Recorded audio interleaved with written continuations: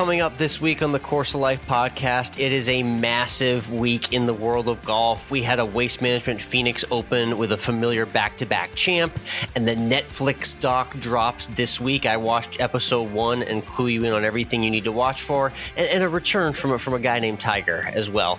Plus, we're tuned into my 80 for Brady review and Mike's trip up north. And this week's guest, that's right, we have Heisman Trophy winner and Florida Gator legend Danny Wuerffel on the podcast. Danny Wuerffel on the Course of Life, talking everything from his career in the game and a really cool event he does surrounding golf and charity as well. And it's the Super Bowl spread recap and cannolis when we always end with food. All of it brought to you by our friends at Desert Fox Golf. And Mike, I don't know what you saw from Desert Fox Golf this past week, but when we had Scott on last week's episode from the PGA Show, he said how crazy the week was going to be out there in Phoenix. And it certainly delivered with the Super Bowl waste management double, as we like to call it. Yeah, it was epic, as you would expect with those two events happening simultaneously. Quite the party week indeed. I'm glad Scott made it through alive. Got a bunch of rounds of golf in and a lot of networking, and it was really cool to see him out there. And obviously, he was showcasing everything Desert Fox Golf has to offer, which we love: the phone caddy, the cigar holder, their merch, everything else, the Swing Aid tumblers, all designed to enhance the golf experience for you. So check out Desert Fox Golf. Our promo code is Course of Life to save 10% off. Again, promo code Course of Life to save 10% off at Desert Fox Golf and DesertFoxProducts.com.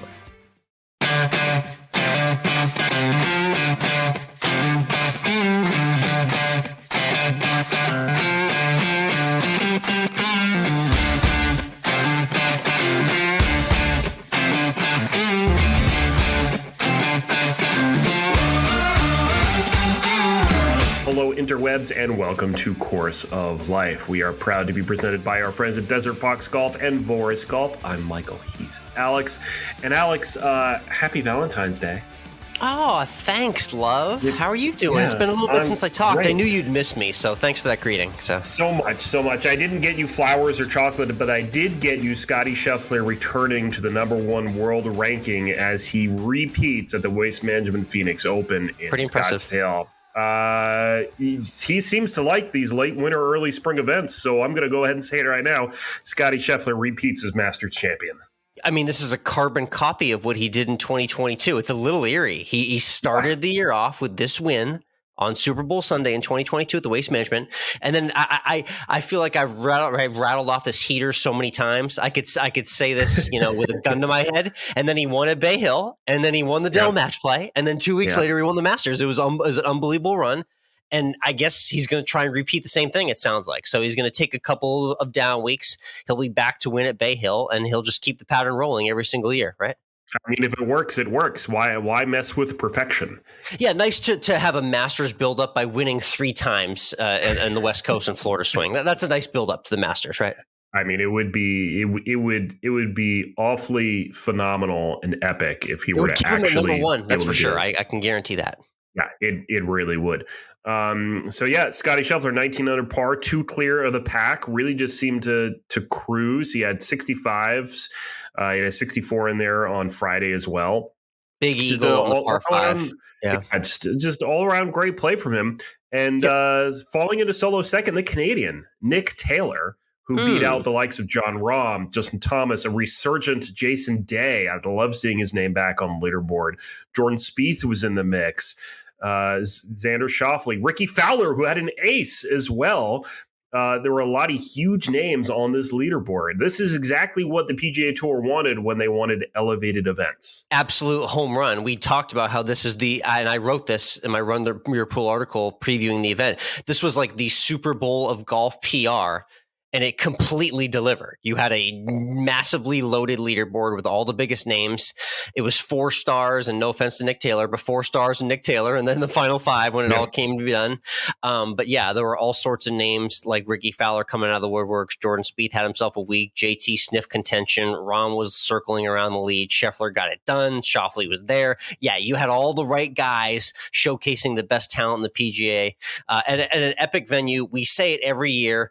That party that week people, that's not for every week of the golf calendar, but for this 1 week in Scottsdale on the golf calendar, that is the exact right vibe. I love that party scene there, and it just seems to get more and more epic every year.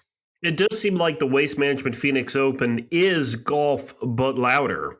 Oh, yeah. Where did you get that from? You just came up with that? Wow. I did. Yeah. It's just like the media has built it up into such a huge event because the fans have decided to do everything they do. They may not have been able to throw beer on the green this year, but they did have a beer cup snake going on in the stands. And we had a streaker, so we had that too. There was a streaker that made it from the 16th to a belly flop on the 17th green in the water hazard. And then he actually swam out to the Waste Management letters out by the 17th green and 18th tee. And then that was the end. He just ran out of energy at that point. So just epic. We'll see if that's in maybe season 2 or 3 of the Netflix doc. How about that? I don't know if that's going to quite make the cut, but that was a fun headline from the Waste Management for the golf social media world for sure. I love it. Let's talk Netflix because Full Swing is dropping on Wednesday, but they did a tease. They dropped the first episode already. They did, yes. So I got through episode 1, so I'm going to speak to that right now. And this is going to be a big week for me, Mike. I am notoriously I'm not really an anti-binge guy. Just I am incapable of binging shows. My brain won't allow me to do that. But this is going to be a binge week for me, where I am going to roll through this entire season, probably in about 3 or 4 days. A very unprecedented watching experience for me. So yeah, I'm really upset to hear you say that because that means I have to find time to do that as well this week, and that's going to be difficult. Yeah, I'm going to be badgering you all week for sure, but I'll catch everyone up on episode 1 right now. All you need to know about episode 1, Mike, is it featured the relationship that we know, Jordan Spieth and Justin Thomas, frenemies for life. Those guys go back a long way to junior golf, and they highlighted their growth in the game. And look at them now; they're both just flying in the same private plane to and from tournaments together. They practice together, in downtime and off weeks. It was cool to see them do a scouting trip to Southern Hills for the PGA Championship. And then they followed Justin Thomas in that winning week where he had that unbelievable 7-shot comeback in the final round at Southern Hills to get that win. A lot of cool behind the scenes moments. The most random moment, Mike, that you'll appreciate is they play a game on the private jet where one of them holds a deck of cards and the other just guesses a card on the deck. And if they guess the exact card, they win $1,000. That's just rich people games on private jet life right there. Oh, man, that's just, we were not gifted at birth. Let me just say that right now. The life of a golfer is quite something these days, especially if you're a professional too. Yeah, it's just so that was episode 1 there. I mean, obviously we'll get into the rest of the season in next week and weeks to come. Maybe we talk a couple episodes at a time as we work through it in the next few weeks here. But again, Full Swing dropping on Wednesday. If episode 1's any indicator, you're going to get some real good behind the scenes looks that we definitely haven't seen on the CBS or the NBC or the network broadcasts in recent years.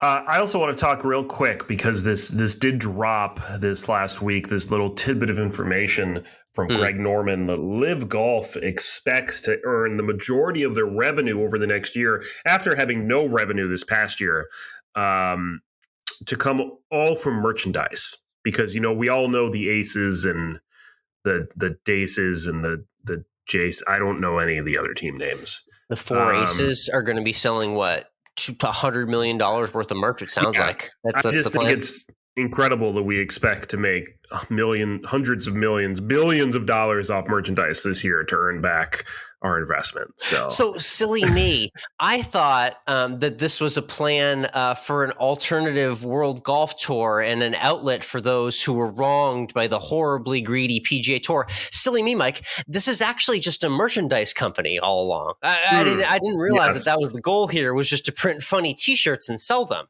If Liv had just led with that maybe a year or two ago, I think I might have been a little bit more open to it. You know what I mean? Yeah, I didn't realize this was just a merch company at heart. Interesting. Well, if they want to be golf but louder, really they should be in the speaker business as well. I'm just going to give out 3 ideas. That's now. Right. A Live speaker would work. I think they should have some louder merch, to be honest. Their merch is very business trim. And I get the audience that they're going for and who they're playing to, obviously, because of the money being thrown around.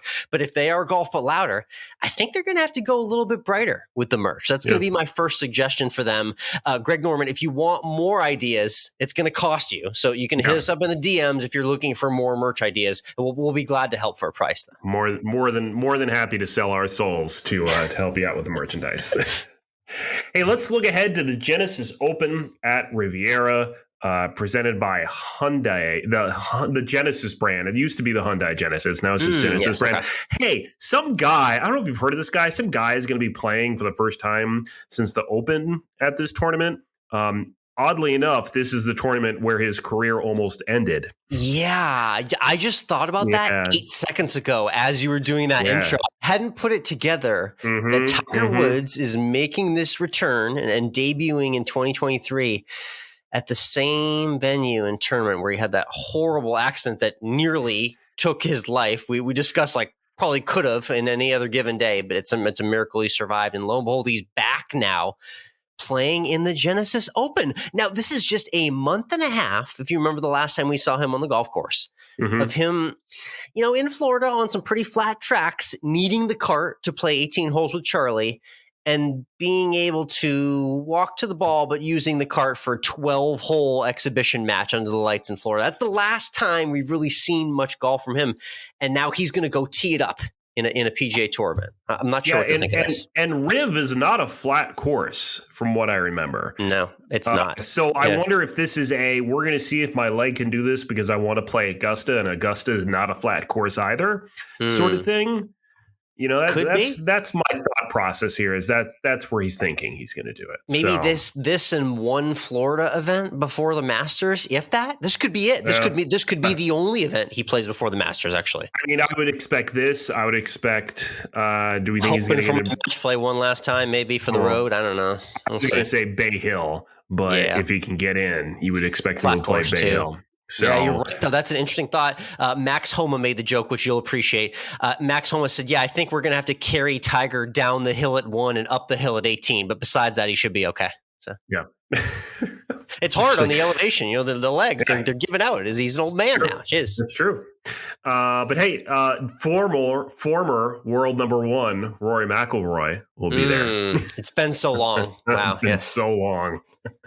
And he is the so we know he'll be there. Colin Morikawa, Max Homa. Everybody. It's going to be good times. They all saw Tiger and went, okay, I'll play. Designated event, $3.6 million to the winner, just like last week. $20 million purse. Are you hearing these numbers I'm saying right now? $3.6 million to the winner at Riviera. So everyone's there. As for my picks, I had 6 on my runyourpool.com article, so check there. But I'll tell you got to go with one of the 3, Rahm, Roy, or Scheffler. I feel like that's the new that's the landscape if you're putting a card together. If you don't have at least one of those 3 guys on your card, I'm not sure who you're picking this week. I think the 4th guy on the card is Max Homa. And the 5th guy on the card is Keegan Bradley right now. Might have to be on there for a top 10. Look at you plucking one of the guys on my card. Look at you. Wow. One more I'm going to throw out there. Tiger Woods to make the cut. 120 to 1 odds, by the way, on Tiger to win this week. I'm just saying to make the cut. I don't think he's going to win. I'm just saying to make the cut. All right, so there you go. There's your mini card. The rest of my picks at runyourpool.com. Out of those 3, I am going with Rory. And I do have Keegan Bradley on my card. He's played well at Riviera before. So wouldn't be surprised to see him back on the leaderboard as well. He's also number 3 in the FedEx Cup right now still. So nice. I'm just saying. Let's switch over to Tuned In, where we share what we're tuning into outside of the world of sports.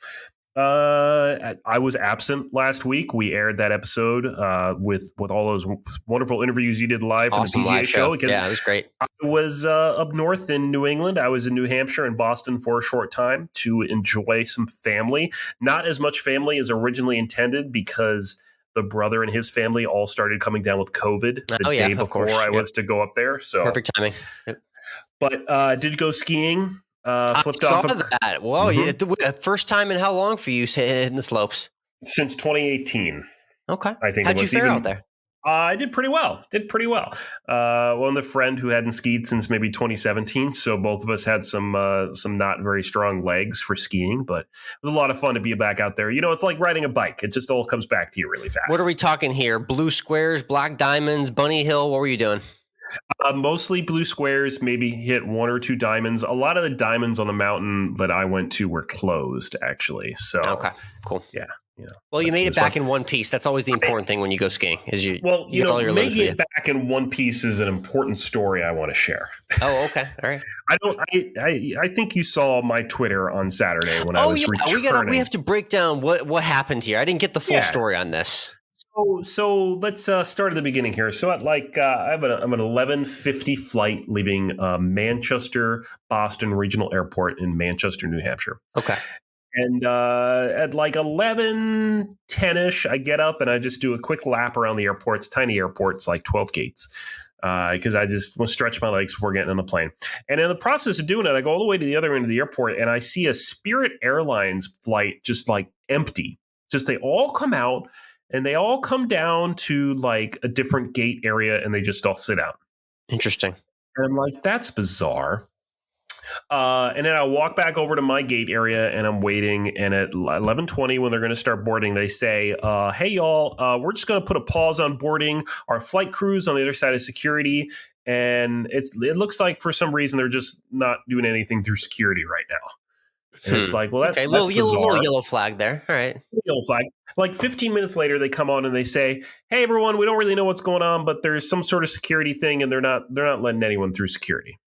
And I look around and I see I'm right next to security. There's nothing happening in security except for the TSA agents all kind of clustered together. So no one's coming through security. No idea what's going on. I start seeing cops and other TSA agents kind of moving rather rapidly through the terminal. Okay. I see a canine unit move through the terminal, moving rather quickly. And we're like, what's going on? We don't know what's going on. I see an airport executive, someone in a white shirt, go up to our gate agents and say, hey, we're on a ground stop. No one's going anywhere. Ooh, that's an eerie word to hear. Okay. And so we're kind of waiting around, trying to figure out what happened. And then all of a sudden, a mass of people from the other side of the terminal start moving toward the exit. And we see cops and TSA agents coming over and where they're pushing us all out. They're telling us all to leave. And which is okay, so we all leave. We think we have to exit the airport. It's cold out there because it's New Hampshire. And instead, though, they have us wait in baggage claim. And we just sit there and wait for an hour or so. And then they start then during this whole time, seeing a lot more canine units going in and out of the terminal. You're just wondering at this point, what the hell is going on in there, right? That is going on. Now, through all this, I'm also actually communicating with a reporter from WMUR TV in Manchester, New Hampshire, the ABC affiliate, about what's going on. True journalist right there. Nice move. True journalism. And just hear that there's also bomb sniffing dogs on the tarmac as well from what they can see. No idea exactly what's going on. No one saying anything. And then they finally, after a while, start issuing us back into the airport. They kind of do it by flight. This flight go in and go back through security. This flight go in and back through security. And we go in and we go on our merry way. What ended up going on here? What was the verdict here? It was a bomb threat phoned into into Spirit Airlines about that flight. So there was no bomb. Spirit Airlines. Yeah, that's pretty on brand. That sounds about right. So bottom line is, don't fly Spirit. And, everyone is very cooperative and calm. There was no one freaking out. Everyone was just we don't know what's happening, but obviously they have our best interest at heart. They're just trying to keep us all safe. Security crews, would there have been nice to have more communication? Yeah, but you're not going to tell us there's a possible bomb. You're not going to tell us that. So all in all, was it one of the most eventful flying days I've ever had. Indeed. And I love that you just immediately took to Twitter and your content brain was just going off as soon as this happened. I love that. Everything is content, Alex. Everything is content. It is. And that's perfect segue, because that's exactly what was flowing through my head when I made the decision to spend my hard-earned money and go purchase a movie ticket and go into a movie theater and actually pay to see 80 for Brady, the movie, Mike. That's something I did that with content on the brain. So do you think did you fall for Tom Brady during 80 for Brady like all the other 80-year-olds did? Well, he wasn't on there as much as I would have liked, Mike. I would have liked to look into his eyes for a little bit longer, but he really didn't have that much screen time. I mean, you could just watch his retirement announcement again and he just stares at the camera the whole time. So you could just do that. I will. Yeah. I wish I could get to that beach and recreate that scene. I might do it when I go to Florida in a few weeks, but yeah, it was cool to see. It was a retrospective movie, and obviously it had its moments of cheesiness because of the just plot and cast and everything like that, but very fun, lighthearted film. But it was all based around the Super Bowl in which the 28-3 comeback happened. So this wasn't just based around any old Tom Brady winning effort. It was the one. It was the greatest one. So it made that moment all the more special. Recounted the whole weekend that I had there in Houston. I was there in Houston for that whole Super Bowl weekend. And that was an unforgettable memory. Overall, this movie's not going to be winning any awards. I know that's surprising you, Mike. It's going to be overlooked in Oscar nominations. I know that's a little baffling to you, but if you are a New England sports fan or you just kind of like living in the glory of Tom Brady, then check out 80 for Brady. I'm going to go. We'll go 2.5 out of 5 stars. Okay. Yeah. Okay. Would it be better if you had an iced regular and a Boston cream in your hand while watching it? It may have been, yeah. I mean, I had an orange crush and a big tub of popcorn, so that's not a bad second place, but no, it's not. Might have been better. Yeah, you're right. Okay, so, that's the review. There you go. 80 for Brady. Let's go ahead and get into this week's guest. Alex, this last year included some pretty phenomenal guests on this podcast. We, of course, had Pat Monahan, the frontman for Train, on the podcast. We've had LPGA Tour winners. We've had a PGA Tour winner on this podcast before. But something we've never had on the podcast is a Heisman Trophy winner. How about that? First Heisman Trophy winner on the course of life, and a great one at that. From my earliest memories and our earliest memories of college football, growing up in the 90s as 90s kids, Florida Gator football was on top of the map and on top of the landscape in college football. And our next guest, Danny Wuerffel, joining the show here, is not only a Heisman Trophy winner, but a great guy, humanitarian, golfer in his own right, and he shares some really amazing stories throughout his football career. And we get into the funnier side of being a Florida Gator legend as well, too. Yep. And we'll get into that conversation with Danny in just a moment from the floor of the PGA Show, we should say as well, live from that floor.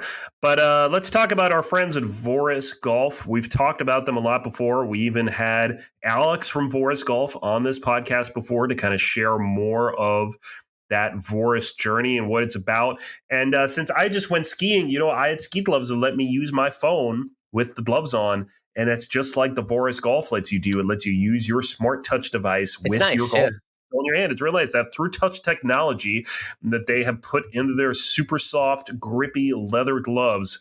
It's just phenomenal. It's something that you don't think you need until you have it. Well said. And you're like, why didn't I have this before?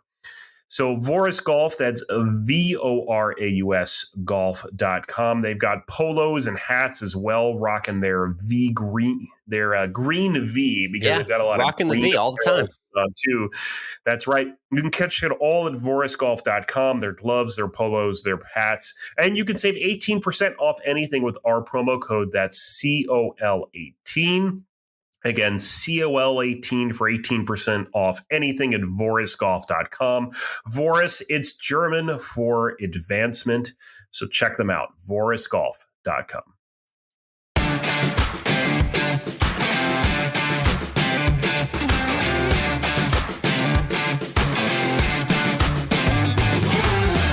All right, welcome back. It's Course of Life live from the PGA Show floor. Really excited to have our next guest. We got bucket list items that we love checking off for guests on the show. Our first Heisman Trophy winner joining the Course of Life by my side here. Heisman Trophy winner, College Football Hall of Famer, Florida Gator legend as well too.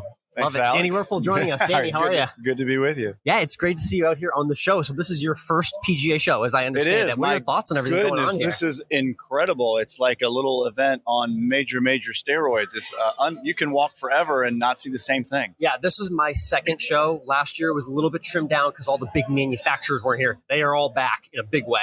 So this was the full effect. So I'm glad you're seeing it this way for the first time. In terms of Florida and where we are now, obviously you're Florida through and through. I'm sure that you love being home in the state of Florida. I'm curious, recognition from people on the show floor. Do you get a lot of, hey, Danny, Gator chomps? What have you seen out here this week so far? Not a ton, but there's been a few. Some people came up while we were around and got some autographs. And someone did come up. It was interesting. And she said that for years she thought she was going to marry me.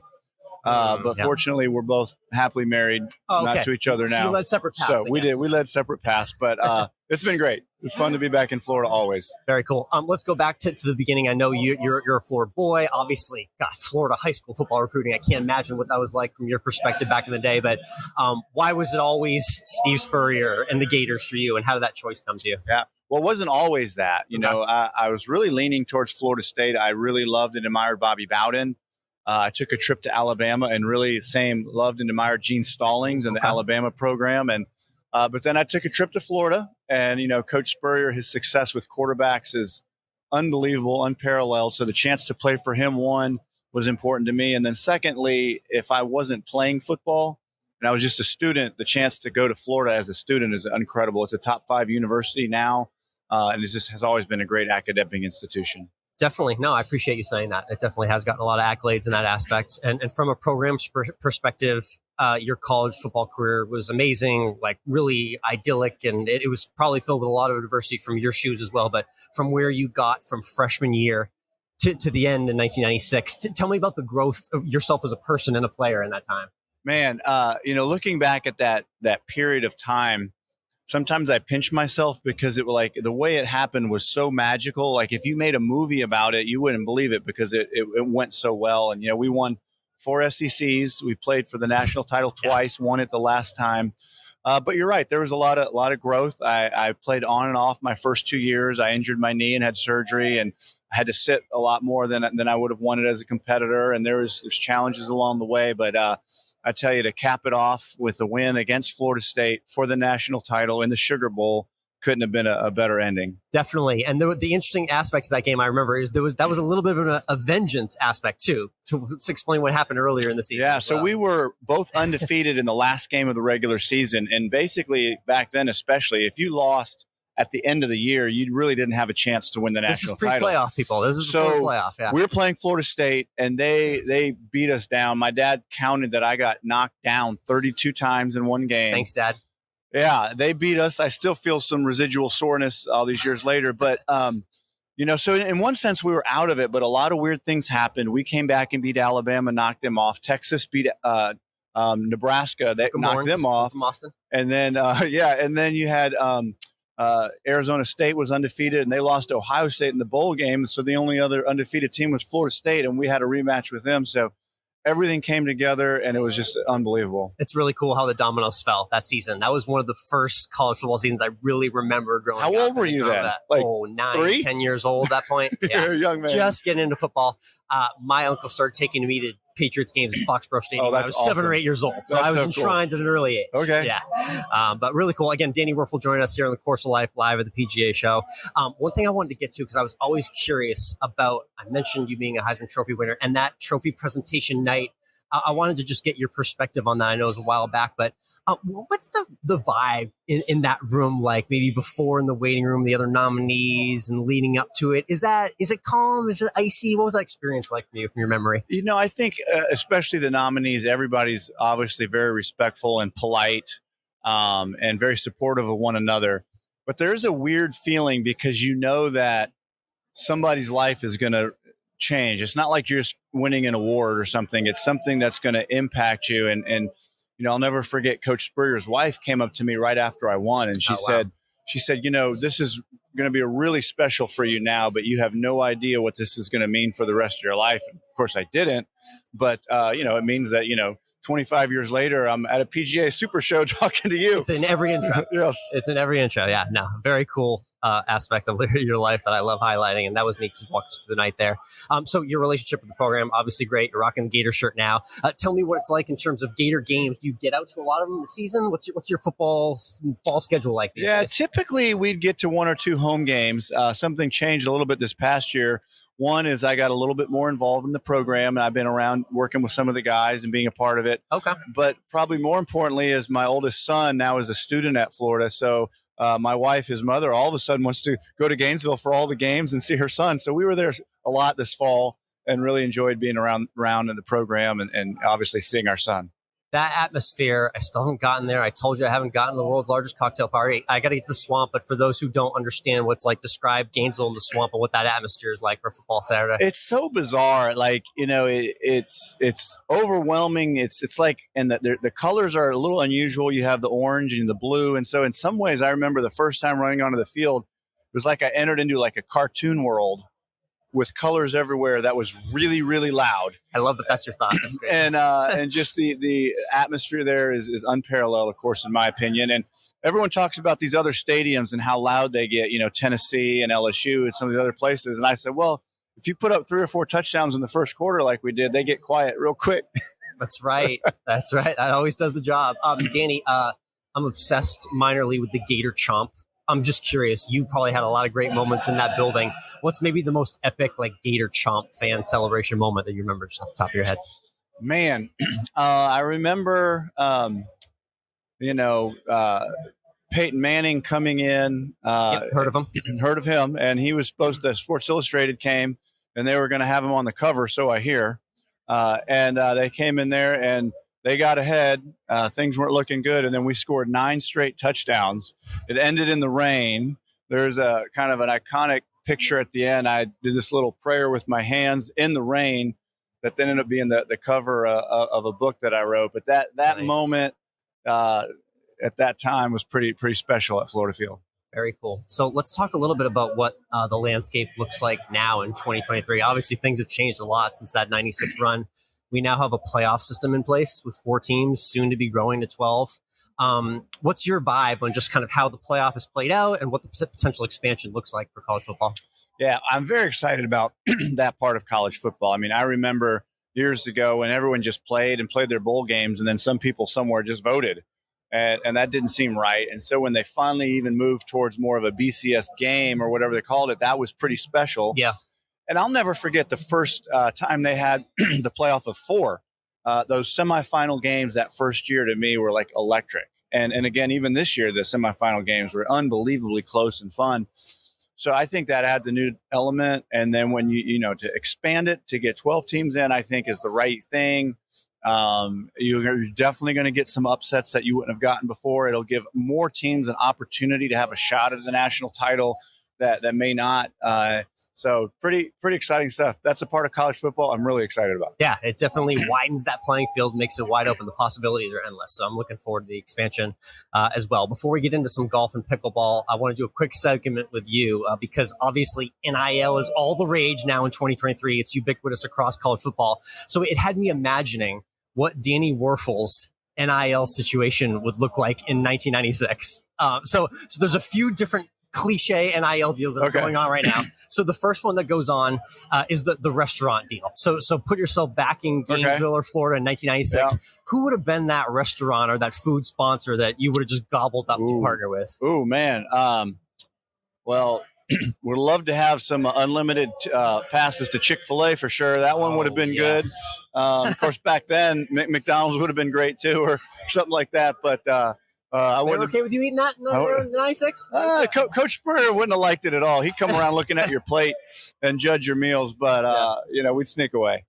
Very cool. All right, so that's the restaurant food, and then the dream car. Everyone's got the car dealership that's endorsing them now. So 1996. What do you think your dream car was back then that you would have taken? I don't know back then, but knowing what I know now, I would have gone with a Nissan Maxima. I've had 4 Maximas in a row now, and love that car. So that is the most remarkably practical answer you could have given. I love it, Nissan Maxima. And then the third aspect that we love seeing in the NIL is the clothing brand. So what were you rocking back in 1996, and what kind of clothing company do you think you would have taken on as a partner? I mean, I think Hilfiger was kind of the cool shirt back then. Landscapers there was now. Was Tommy Bahama around back they were then? Kicking around that for sure. I might have done something like that. I was so out of date in touch with fashion, which I probably still am, that I would have picked the wrong thing for sure. But it'd have been great. Anything would have been great. I had to pay back a round of golf I played that our school found out they gave me free. So I had to pay that back. And now, it's not how it works anymore. God forbid. Yeah. Again, Danny Wuerffel joining us here. All right, let's get into some golf. We're here live at the PGA Show. I know you play from time to time, but you have a really cool event that you put on as well, too, for charity that you're partnered with. I want to hear a little bit about that and where that takes place as well, too. Yeah. So, my kind of life's mission has been through an organization called Desire Street Ministries, started in New Orleans on Desire Street. We work in inner cities across the Southeast.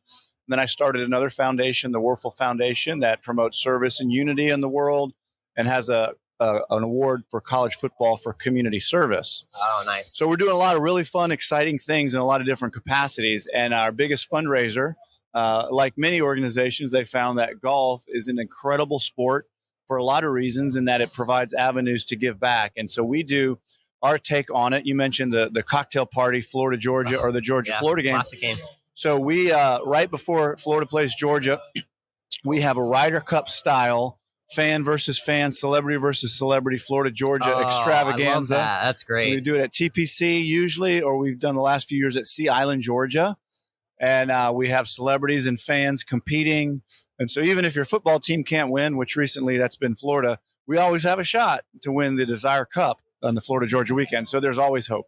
I love that. And that's what, week of the game? Right before a Thursday night gala. Boy, that sounds Friday like a little bit of a road trip for a college football fan there. You want to take all there you go. DesireCup.com. Check it out. DesireCup.com. Okay, very cool. I love that. So, and with golf is where I connected you to the PGA Show, because when I heard that Danny Wuerffel was playing pickleball, I immediately had to check things out. This is really cool to see, because pickleball and the emergence of pickleball in the golf community has grown exponentially in the last couple of years. You now see pros like Scottie Scheffler and Jordan Spieth playing in pickleball pro-am celebrity matches. It's ubiquitous and everywhere, and you were a part of it. What were your thoughts initially when you got into pickleball, and how'd you find it? Well, someone invited me to play, and they beat the stew out of me. I didn't like that at all, and I actually also loved it. So I've just been playing a ton the last few years. I absolutely love it. There's so many reasons that it's exciting sport, great exercise, great social connection, but the level of competition is never ending. It's like a video game that always levels up. Anyone can play the first level and enjoy it. And Roger Federer and his buddies could play at the top level forever, and it'd be a different looking game. But it's really fun. We actually added a celebrity pro-am pickleball event to our golf tournament, and Drew Brees came and a lot of others, and we had just a fantastic experience. And then here at the PGA Show, they have a bunch of pickleball companies here showing their products, and I've been really blessed. Selkirk is one of those companies that's really promoted the sport and supported. They were our sponsor for our event as well. So I'm here to support Selkirk and have some exhibition matches and talk to good folks like you, Alex. Yeah, you had a couple of women in golf there as well, too, that you were playing with. Tell me about the match yesterday. I saw you playing for a few minutes. You got some good movement out there. Oh, thank you. Yeah, Sherry Steinhauer won several golf tournaments over her career and is amazing. She plays at the senior pro level. And then Joanne, a tennis player from a very successful tennis player over the years, was there. And then a couple other really good teaching club pro people were out there, and I was blessed to be on the court with them. Now, that's very cool. Love hearing about that. I mean, what's the best part of your pickleball game, I'd say? What do you think? Are you better at the net? You better, Well, you got to be. I know the goal if you don't get to the net, if you don't get to the net, you're going to be in trouble. That's for sure. It's hard to win not from the net, but just try to be solid all around. They say in football, offense scores points, but defense wins championships. So you're going to find yourself at a disadvantage a lot. And if you can reset the point to even by playing good defense, that's always good. And then knowing when to be aggressive and when not to is important. And maybe movement. I'm old, but I can still move pretty good for my age. So sometimes that's a plus. Pickleball forehand, not as bad as maybe a tennis forehand on the shoulder, I guess. It's not quite as bad. Yeah. That's the beauty of it. I can't throw anything anymore. I can't serve. I have arthritis in my shoulder. I can't even lift my arm higher than this. But I can play pickleball. Just keep it there low. You go. Keep it Love low. it. Awesome. Danny, we're going to wrap with our 19th hole question. I guess we'll call it a post-pickleball question for this interview. But when you get in after a long round or a long game of pickleball, you get into the clubhouse. What's like your go-to meal and drink order after a long day? What would you love to well, don't tell Coach Spurrier. Okay. But I go to Waffle House and get 6 eggs with cheese, smaller hash browns, triple tomatoes, triple onions, and sausage, and mix it all up. Wow. That's quite the scramble you got there. That'd be good. That's great. Great answer. Hey, Danny, thank you so much for hopping on the Course of Life. Enjoy the rest of the PGA Show, and go Gators. Thanks, Alex. Go Gators.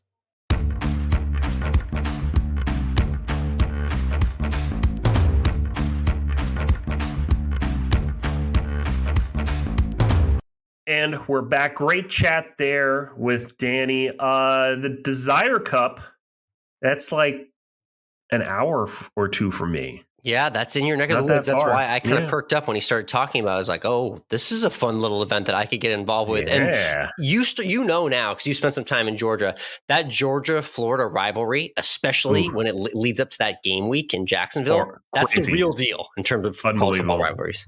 It's unbelievable. It's just, I don't know if I can compare it to anything. I mean, you might get it in Texas, right? If there's like... Yep, Texas, Oklahoma, and Dallas, I'd say, is the comparable one. Yeah. Yeah. So that could be a trip for us crazy this fall. That could be a fun little football season trip there. So we'll stay in touch with Danny and his team. But yeah, check out everything he does with the Desire Cup. It's a really great event and great proceeds charity as well too. And yeah, a first Heisman Trophy winner on the course of life. So if you enjoy that as well too, be sure to subscribe right now and check us out on YouTube as well. We're going to have the video drop this week for that interview if you want to see our video from the PGA Show as well.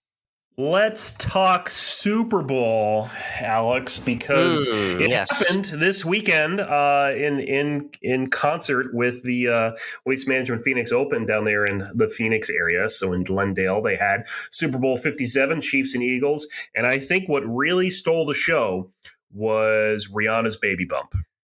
Yeah, I know that. Wow, that was a surprise headline. It's funny, in her press conference, they asked her, "Are you going to be bringing anyone on stage?"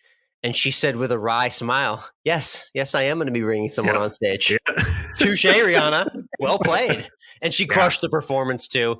You may not be as quite a bigger Rihanna fan as I am, but she's a pop music goddess of our era, and she has so many hit records. It was really cool to see her go through them all.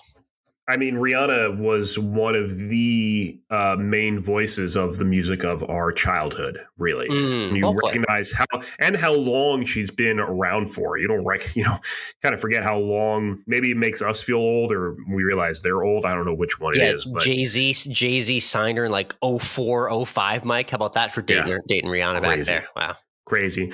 How did it feel, though, knowing that you thought Diamonds was going to lead and it ended up finishing the set? I got the wrong opener and closer for Rihanna. She didn't have sunglasses on, so I got the prop bets portion for the halftime show incorrect. The prop bets I did nail, which were great starts. I got the under on the national anthem by a half a second. Thank you, Chris Stapleton, for being right to the point. That won by half a second. And coin toss, tails never fails, Mike. I knew it was due. I said it. I yelled it to the rooftops and the top of the mountains to everyone that would listen, and that hit. So it was overall a fun night betting the props for sure. Yep. It was I almost won big at the end of the first half. I was texting you about this, that I had a Super Bowl square where I had a 4 for the Eagles, a 1 for the Eagles and a 4 for the Chiefs. The freaking Eagles decided to kick a field goal. Yeah, that was the fastest text to jinx to over that had happened in a long time in my sports watching. You sent that to me, and then seconds later, I was like, all right, they're going right down the field. That bet's over the moment he sent that to me. Yeah. I know how that works, but a crazy game, a great game nonetheless. Mahomes getting it done in the end. I nailed the Chiefs, nailed the over, so it's good to get the game side of things right. And I mean, listen. People are already doing it, Mike. They're already doing it. We're doing the Mahomes versus Brady thing. It's 7-2, but we're already doing the comparison because we love saying that everyone's the GOAT in football. So I'm already fending off that conversation here in the weeks and months ahead. Well, like I said before, the reason why I was rooting for the Eagles was because the Chiefs were starting to feel like the Patriots. And no one wants that vibe again. That's the last thing anyone wants again. Right? Exactly. Also, I just need to say, I thought the commercials were I thought there were some good ones in there. I don't think there's anything super memorable, but I thought there were some good commercials. And really, that was my closing question for you, was not really the best commercial, but just the one you remember the most. For me, it's just that Ben and Jen Duncan commercial, just because that's my life. So. Yes, that was pretty epic. Make sure you bring a glazed home for Jen, though, Ben, if you haven't already. Well said. Yeah, to make sure. So overall, good stuff. Super Bowl 57, NFL season in the books, and it's off-season mode now. For now, though, let's hashtag AlwaysEndWithFood. Yes, and there was the game, but let's get into the food aspect of the game as well, too. Super Bowl spread, pretty down the middle. My highlights, Mike, were Philly cheesesteaks. Just frozen ones, threw them in the oven. They were actually surprisingly really good with little to no effort.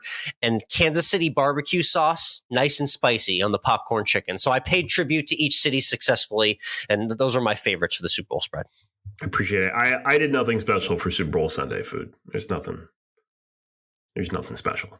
Yeah, but I know you went up there for the trip, and you were talking a little bit before the trip on what you were going to accomplish bakery-wise. Tell everyone what you ended up doing bakery-wise in the North End in Boston. So the question always in the North End is Mike's or modern, and I had to do both. So we did both. We did both Mike's and modern.